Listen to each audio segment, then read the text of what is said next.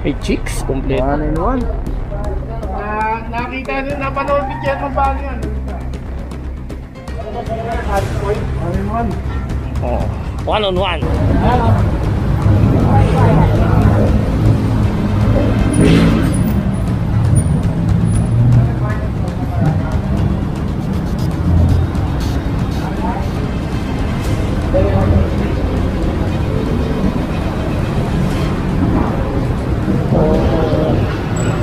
Need nilang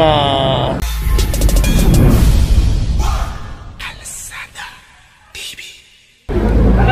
Sa lahat ngayon ng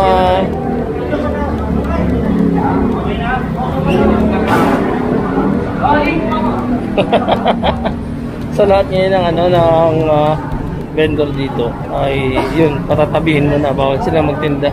So parang practice na rin to.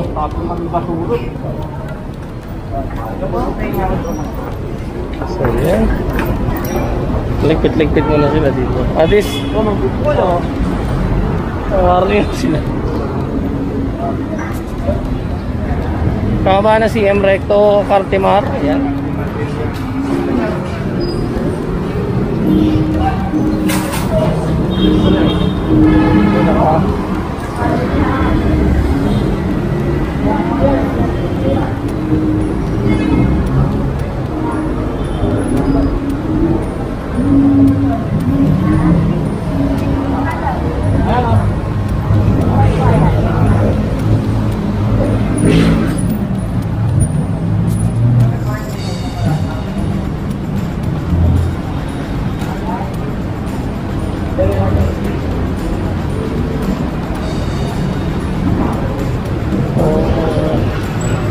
Need nilang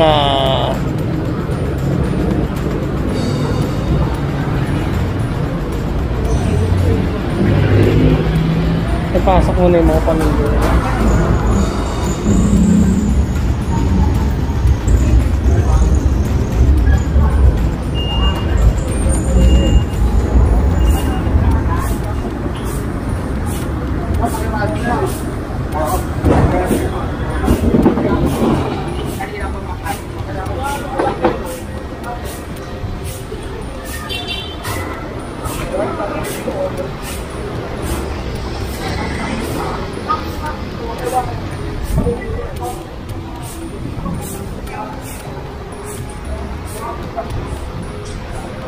Cartimar si M. Recto. Ayan. Naalala ko nung college ako, bookbind. Saka anong tawag yung mga thesis, di ba?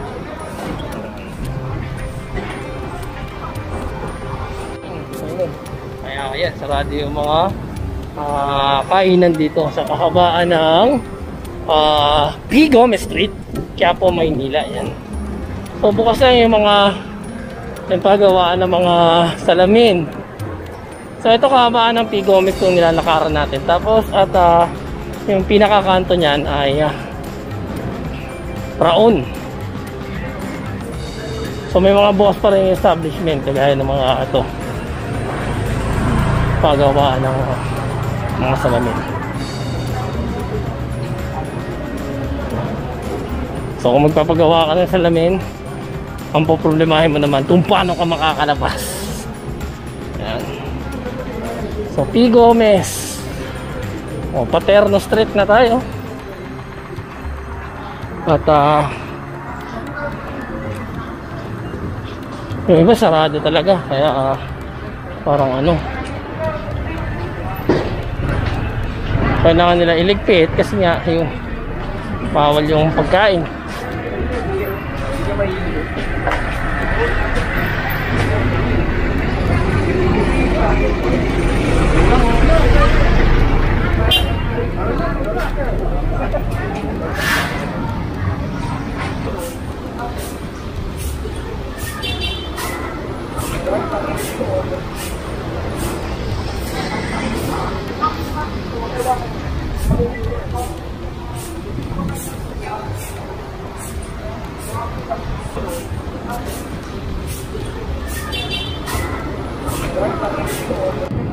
Ay, jump.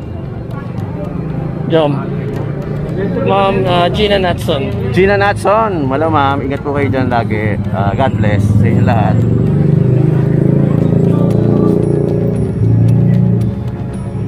Ingat po kayo. Conrad from Chicago, mabuhay. Conrado Calma, yan. Yun, Makoy ng Baguio. Koy Masquerdo Isquerdo. Yan, ang hirap kasi. Sir Makoy na lang. Kuya Kokoy, yan.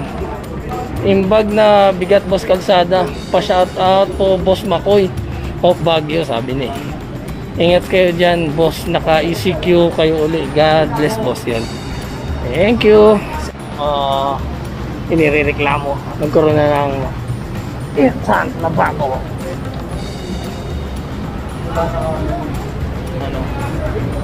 Kung bukas sila o hindi, so malalaman mamaya. Nasa sa kanilang barangay na lang yun. Yun Makoy ng of Baguio City.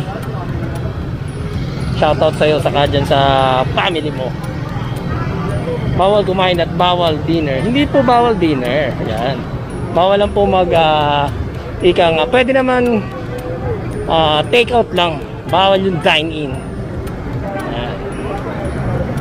So hindi natin alam kasi kung ano ini-implement nila dito sa sa kabaan ng ng Carriedo. May chicks complete. 1 and 1. Nakita nyo, napanood ni Chairman Bano yan. Alice Point. 1 and 1. Oh, 1 on 1. May chicks. Basta may alak, may balak.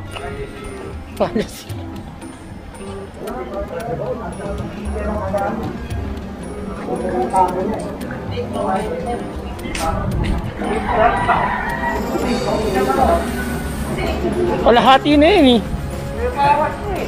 Hindi pa kami may bawas. Ayun. Ano yun, multo? Dami naman yung para sa demonyong binigay mo. Alin? May bawas eh. Hindi pa uminom. Hindi ko mag-gets yun. Gets ko na. Yung unang tapon pala. Ito pang-fumigate. Ayan Kaya anong kulay yan? White? Kulay white? Ano yung pintura? Oo. Wala kasi nagyano eh. Ito naman to. Kulay pink na. Ayan Ganda ng pagkakakulay ganda ng pang-fumigate niya. Sana all may ganun. Magkano kaya water gun na ganun? Ang galing Pwede kaya sa motor yan? Ang linis. So masarap yung mga paninda ng mga kakanin, saka palabok. Kay mamita sa Otangon Alam ko malapit ka dito sa Quiapo eh. So leche plan 55. So lahat pa rin ng pagkabuhay gagawin ng diskarte ng Pilipino para syempre may yan. Ayun. Ay, kay Ma'am Karen. Yun.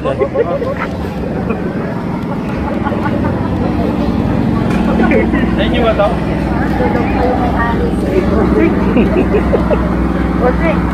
Tapos sumunod na, magkikarasin. Naka-engineer, nakapagtulog.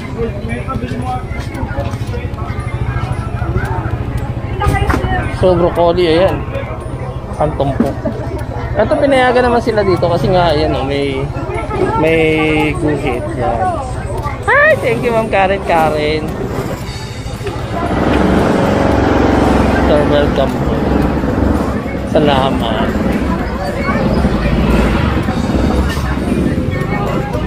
Kagaya niyan, medyo lagpas. Kailangan nilang i-sampa sa taas yan.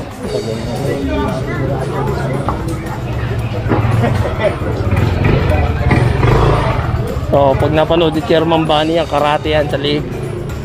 Chairman Bani pa naman medyo Ayun, punta ang chairman Sino? yung umiinom. Chairman Bano siya, chairman.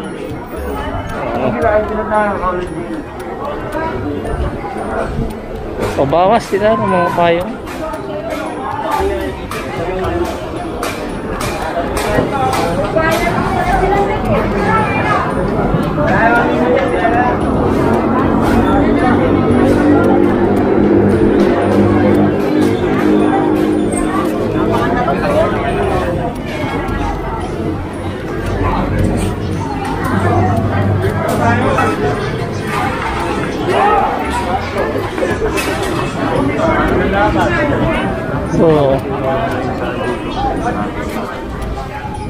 Yan o. Ito masarap pa ano. Oo, hindi, hinahanap ko kay Kuya yung lobster. Mga tiger prawn, ito salmon, saka pusit, saka ito pang crablet. So yung tiger prawn nila, malaki talaga. Yung pash-pash!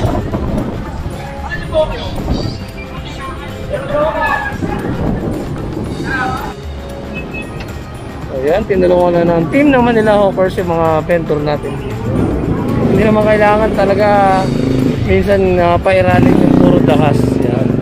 Okay, yung pinaka ano. Pero kung kinakailangan talaga, pag hindi na natututo, ito yung time na kinakalos. So talagang pinipitik, sinasaltik para matuto.